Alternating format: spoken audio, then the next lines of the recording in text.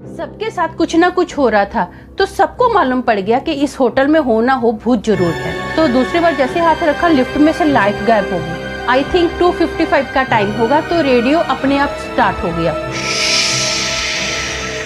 उनको कुछ दिखाई नहीं दिया, लेकिन रेडियो का बटन ऐसे घूमते हुए दिखाई दिया। चलने की आवाज आई, घुंघरुओं की आवाज आई, जैसे छन छन छन। जैसे दरवाजा खोलने की कोशिश की, ऐसे खोला ही तो सामने एक लेडी खड़ी थी। आपके रूम की लाइट चालू थी, मैं इसीलिए आपके रूम में आई हूँ। उनको समझ में ही नहीं आ रहा था ये भूत है कि चुड़ैल है। आप चुपचाप देखो।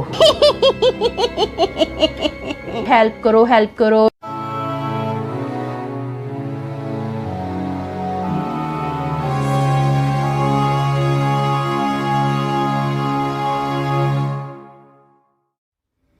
जैसे शेरों का इलाका होता है, वैसे ही कुत्तों का भी होता है और गुंडों का भी होता है।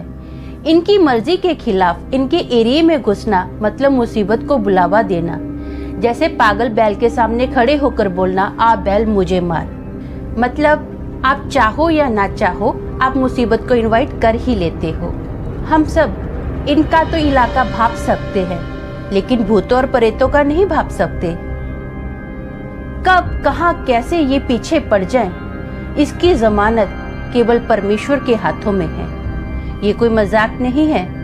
मानो या ना मानो, भूत थे और भूत हैं।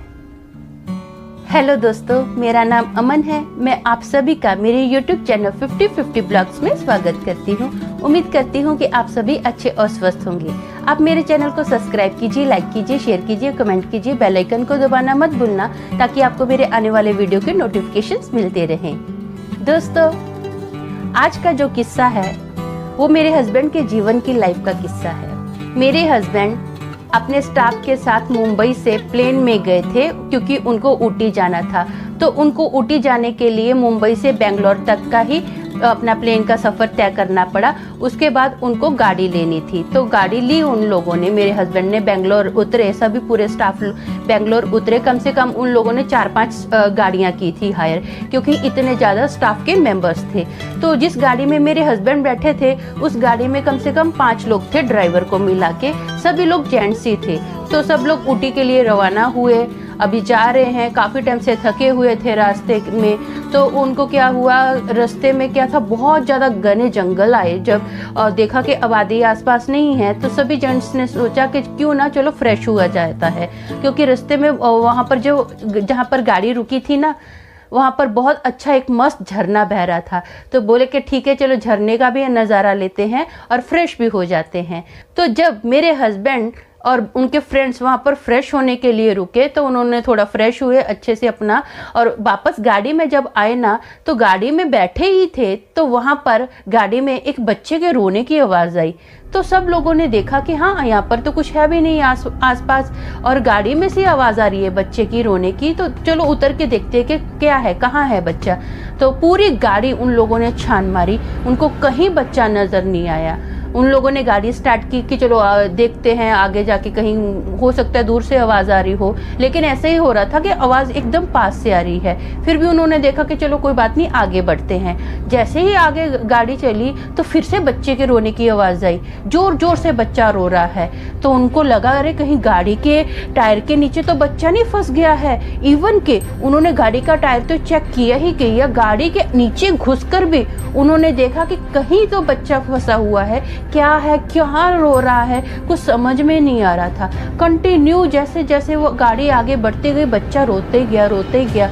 और कहीं दूर से आवाज़ नहीं आ रही थी, सबको आवाज़ सुनाई दे रही थी, और सबको ही लग रहा था कि गाड़ी के अंदर ही आवाज़ आ रही है। किसी को कुछ समझ में नहीं आ रहा था। अब गाड़ी आगे फिर से बढ़ी और बच्चा फिर से जोर जोर से रोना स्टार्ट हो गया। फिर गाड़ी रोकी, डिक्की में चेक किया, इवन के बोनेट भी में जाके चेक किया कि बच्चा कहीं फंस गया है, क्या है, किधर से रो रहा है। कुछ नज़र नहीं आया, कुछ दिखाई नहीं दे रहा था। तो ऐसे ही गाड़ी आगे बढ़ते रही। उन्होंने सोचा कि ऐसा कब तक हम लोग बार बार चेक करते रहेंगे, कुछ नज़र तो आ नहीं रहा है। तो पूरे स्टाफ ने एक जगह डिसाइड की हुई थी कि यहाँ पर सब लोग रुकेंगे, हम लोग खाना खाएंगे, दोपहर का खाना खाने के बाद फिर आगे बढ़ेंगे। फाइनली वो जगह आई, सब लोग रुके, वहाँ पर खाना खाया। इतने में खाना खाते खाते एक लड़के को बुखार भी आ गया था। जो वो मेरे हस्बैंड की गाड़ी में बैठा था ना आदमी, उसको बुखार भी आ गया था। फिर भी अभी जाना तो है, अपनी मंजिल तक पहुंचना है, तो सब लोगों ने क्या किया, ठीक है खाना खाया तो चलो बोले कि हम लोग आगे निकलते हैं। जब गाड़ी में बैठे ना, तो मेरे हस्बैंड के अपना स्टाफ में से एक लेडी उस गाड़ी में बैठ गई। वो मेरे हस्बैंड को अच्छे से जानती थी, तो उसको ये भी पता था कि मेरे हस्बैंड की जो पहचान है ना, वो फिल्म इंडस्ट्री वालों से अच्छी है। उसको एक्टिंग का बहुत शौक था। वो लेडी को गाड़ी में बैठ गई, बच्चे के रोने की आवाज़ सबको सुनाई दे रही है, फिर भी वो लेडी बोल रही है मैं आपको एक्टिंग करके दिखाऊं, मैं आपको एक्टिंग करके दिखाऊं, मुझे एक्टिंग का बहुत शौक है। मेरे हस्बैंड को इतना इरिटेट हो रहा था, सब लोग इरिटेट हो रहे थे। एक तो आदमी को बुखार आ गया, रोने की आवाज़ आ रही है, और इसको अपनी ही पड़ी है। मेरे हस्बैंड बोले ठीक है हम लोग बाद में जब होटल में पहुँचेंगे ना तब देखूंगा, अभी मेरा ठीक नहीं लग रहा है, मेरा मूड ऑफ है, मेरे को अनईजी फील हो रहा है, शायद मैं थक गया हूँ इसलिए मुझे फील हो रहा है, तो मैं होटल में जाकर तुम्हारी एक्टिंग देखूंगा। अब सब लोग होटल में पहुंच गए, रात बिताई। अगले दिन सुबह ही सबको अपना काम के लिए निकलना था। तो जैसे निकले ना, उनको काफ़ी दिन वहाँ पर स्टे करना था ऊटी में। तो फाइनली मेरे हस्बैंड और उनका पूरा स्टाफ एक होटल में रुके। और ऊटी में पहले से डिसाइड था कि यहाँ पर ये लोग स्टे करेंगे। उनको कम से कम 3 दिन उस होटल में रुकना था। 3 दिन का मेरे हस्बैंड को काम था, चौथे दिन उनको मुंबई के लिए रवाना होना था। तो सब लोग रात को रुके, अपना सामान वगैरह सेट किया, सोए। तो जिस बंदे को बुखार था उसको बहुत ज़्यादा बुखार हो गया। तो उस बंदे ने बोला कि मैं आज काम पर नहीं आ सकता हूँ क्योंकि मुझे बहुत ज़्यादा बुखार है, मेरी तबीयत ठीक नहीं है। तो सब लोग क्या था, सबको काम के लिए निकलना था। तो जो बंदा बीमार था उसको बोला ठीक है भाई तू यहाँ पर स्टे कर, हम लोग अपना काम के लिए जाते हैं। तो वो बंदा उस रूम में अकेला ही था, तो वो तो सोने के लिए चला गया। बाकी सब लोग अपने अपने काम के लिए निकल गए, अपनी अपनी गाड़ियों में बैठे और काम के लिए निकल गए। तो जैसे वो बंदा सो रहा था ना, तो उसको बेड के नीचे से, बेड के गद्दे के नीचे से ऐसे फील हुआ कि जैसे कोई दोनों हाथों से ऐसे ऐसे से गद्दे के नीचे से कर रहा है। तो वो बंदा एकदम डर गया, उसको कुछ फील हो रहा था। उसको एक बार नहीं, मेरे हस्बैंड ने बताया कि उसको कम से कम 3 बार ऐसा फील हुआ कि कंटिन्यू ऐसे ऐसे गद्दे के नीचे से उसको कोई टच कर रहा है। तो इंस्टेंट वो रूम में से बाहर निकला और जाकर रिसेप्शन में बैठ गया। रिसेप्शन में वो तब तक बैठा रहा जब तक पूरा स्टाफ नहीं आया, और पूरा स्टाफ रात को बहुत लेट आया।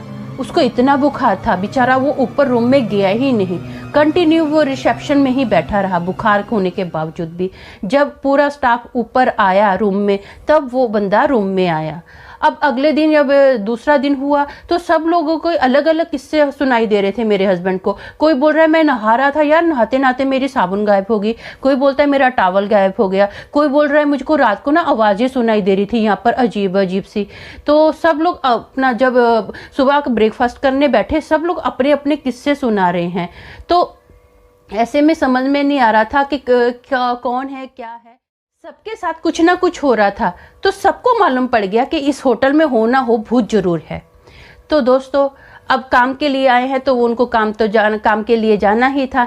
नेक्स्ट डे वो काम के लिए निकल गए। जिस बंदे को बुखार था वो बंदा इतना डर गया, वो बोला कि मैं तो यहाँ पर नहीं रुकने वाला हूँ। वो अगले ही फ्लाइट में अपना मुंबई के लिए रवाना हो गया था।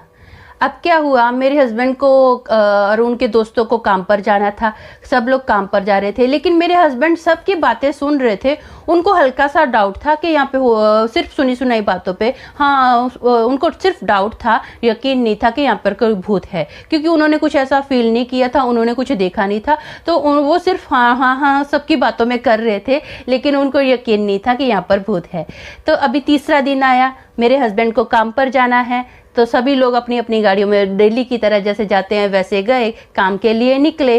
वापस आने के टाइम पर अभी उनको काम ख़त्म करना था। पूरा काम ख़त्म करके वो लोग अपना वापस होटल में आए। जब होटल में आए ना तो बहुत लेट हो चुका था सबको। तो सब लोग अभी होटल में आए हैं, अपने अपने रूम में जा रहे हैं। तो मेरे हस्बैंड को रिसेप्शन में कुछ काम था, तो उन्होंने बोला पूरे स्टाफ को, ऐसा करो तुम लोग ऊपर जाओ, मैं रिसेप्शन में मेरा काम खत्म करके आता हूँ। तो जैसे मेरे हस्बैंड रिसेप्शन में काम खत्म करके लिफ्ट में आने ही वाले थे, उस टाइम पर कम से कम इतनी रात हो गई थी कि 2 बजे हुए थे। और मेरे हस्बैंड लिफ्ट में आए, थोड़ा लिफ्ट चली, उसके बाद लिफ्ट बंद हो गई, बीच में ही लिफ्ट अटक गई।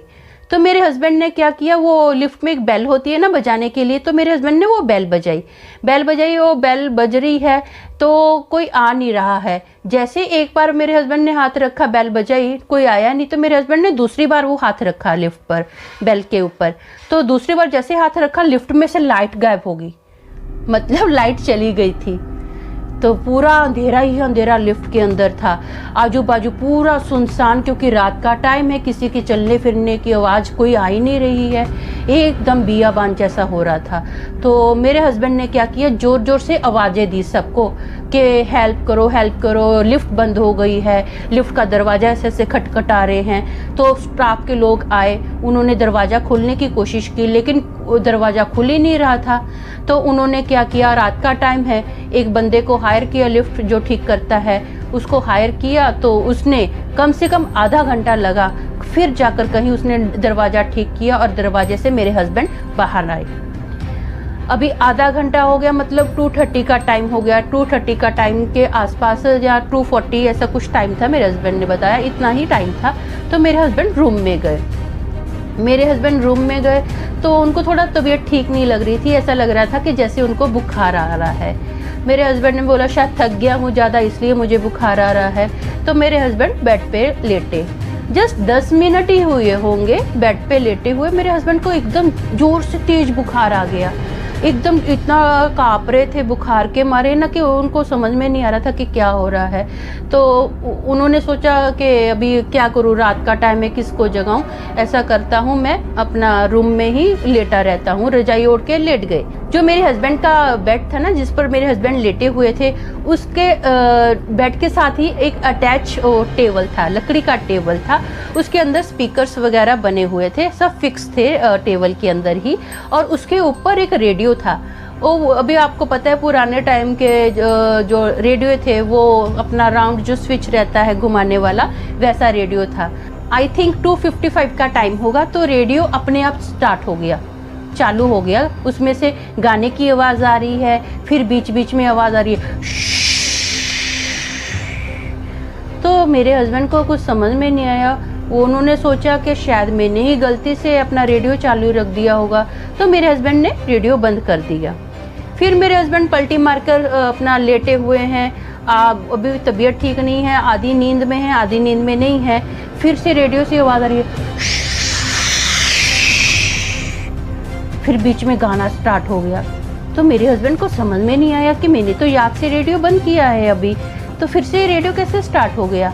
तो मेरे हस्बैंड ने रेडियो फिर से बंद किया, अच्छे से अभी उन्होंने चेक किया कि रेडियो बंद हुआ है कि नहीं हुआ है। तो रेडियो बंद किया, तो मेरे हस्बैंड का अभी फेस जो था ना, वो रेडियो की तरफ ही था, क्योंकि उनकी पूरी नींद टूट चुकी थी।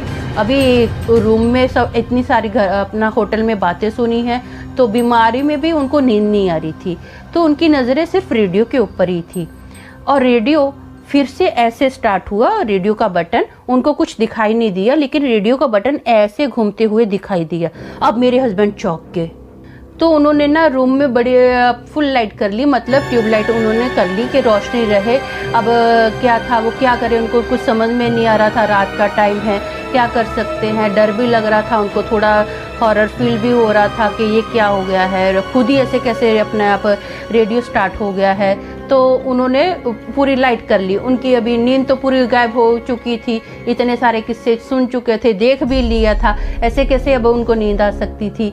तो उनको बाहर से ना कुछ चलने की आवाज़ आई, घुंघरुओं की आवाज़ आई, जैसे छन छन छन। मेरे हस्बैंड ने फट से दरवाज़ा खोला, उन्होंने देखा सबके आजू बाजू रूम बंद है, कोई दिखाई नहीं दे रहा है। तो उन्होंने फिर से रूम बंद कर लिया। मेरे हस्बैंड को फिर से जोर जोर से आवाज़ आ रही है, छन छन छन छन। मेरे हस्बैंड ने जैसे दरवाज़ा खोलने की कोशिश की, ऐसे खोला ही तो सामने एक लेडी खड़ी थी, और उस टाइम पर रात के 3 बजे हुए थे, और वो लेडी वही लेडी थी जो बोलती थी मैं आपको एक्टिंग दिखाऊं। तो उसने मेरे हस्बैंड को बोला आपके रूम की लाइट चालू थी, मैं इसीलिए आपके रूम में आई हूँ कि आपको एक्टिंग दिखा सकूं। अब मेरे हस्बैंड ना अंदर से बहुत डरे हुए थे, उनको समझ में ही नहीं आ रहा था ये भूत है कि चुड़ैल है जो अपना रूप धारण करके आई है। लेकिन मेरे हस्बैंड को डर भी नहीं दिखाना था, तो उन्होंने जस्ट ऐसे ही गेट पर हाथ रखा हुआ था, तो लेडी ने हाथ हटाया मेरे हस्बैंड का और रूम में आ गई। तो मेरे हस्बैंड ने उसको बोला भाई तू ऐसा क्यों बोल रही है, आप चुपचाप देखो, मैं आपको एक्टिंग करके दिखाती हूँ, बस आप बैठ जाओ। तो मेरे हस्बैंड चुपचाप बैठ गए। अब उस लेडी ने क्या किया, अपने जो पूरे बाल थे ना, उसके बाल बहुत लंबे थे, उसने ऐसा अपने पूरे बाल आगे गिरा दिए और ऐसे हंस रही है। अब मेरे हस्बैंड घबरा गए, उन्होंने सोचा अगर ये चुड़ैल है और मैं चिल्लाया, मेरे को पता नहीं हेल्प आएगी कि नहीं आएगी, लेकिन मैं तो पूरा जाऊंगा, और अगर ये चुड़ैल नहीं हुई ना तो मेरी पूरी इज्जत पानी में चली जाएगी। तो मेरे हस्बैंड अंदर ही अंदर सोच रहे थे क्या करूं, उनको कुछ समझ में ही नहीं आ रहा था। तो उनको फट से फिर रियलाइज़ हुआ हाँ एक जो बंदा है ना उसको एक्टिंग का बहुत शौक है। तो मेरे हस्बैंड ने बोला रुक, उस लेडी को बोला कि उस बंदे का नाम लिया, मैं उसको बुलाता हूँ, उसको भी एक्टिंग का बहुत शौक है, वो तेरे साथ कंपनी देगा। तो मेरे हस्बैंड उस बंदे के रूम में गए, उसको बोला कि मुझे तेरे से काम है, फटाफट मेरे रूम में आ। तो वो बंदा मेरे हस्बैंड के रूम में आया और बोला कि क्या काम है। तो मेरे हस्बैंड ने उस बंदे को बोला कि ये मुझे एक सीन करके दिखा रही है और मैं ये चाहती है कि मैं इसकी एक्टिंग देखूं, तो ऐसा कर तुझे भी एक्टिंग का शौक है तो इसको कंपनी दे दे। तो उस बंदे ने बोला सर रात के 3 बजे हैं, टाइम देखा है आपने, आप मुझे इस टाइम पर बोल रहे हो कि इसके साथ मैं एक्टिंग करूँ, कंपनी दूँ इसको। तो मेरे हस्बैंड बोले हाँ ये चाहती है कि मैं अपना एक्टिंग करके दिखाऊं, तो तू भी इसको कंपनी दे देना। अब मेरे हस्बैंड ने दिल की बात नहीं बताई कि वो क्या रूप धारण कर आई थी, उनको क्या फील हो रहा था। मेरे हस्बैंड ने ऐसा कुछ भी नहीं बताया। तो बोले ठीक है चलो भाई करते हैं। तो उसने फिर उस लेडी ने क्या किया, फिर से अपने ऐसे बाल आगे किए और जोर से हंसी, क्रीपी हंसी में और ऐसे उसने अपने बाल पीछे किए और जो वो बंदा मेरे हस्बैंड के रूम में आया था ना उसके बटन खोलने स्टार्ट कर दिए। तो वो बंदा डर गया, उसने बोला नहीं बचाओ, इतनी जोर से चिल्लाया ना। अभी मेरे तो आजू बाजू देखो लोग हैं, मैं इतना वैसे अच्छे से नहीं चिल्ला सकती, आप समझ सकते हो मेरी मजबूरी क्या है। लेकिन जो बंदा वहाँ पर चिल्लाया, ऐसे चिल्लाया कि उसकी इज्जत आज तो गई, लूट गई। इतनी जोर से वो चिल्लाया, वो बंदा इतनी जोर से चिल्लाया ना कि बाजू के रूम में उनका बॉस था।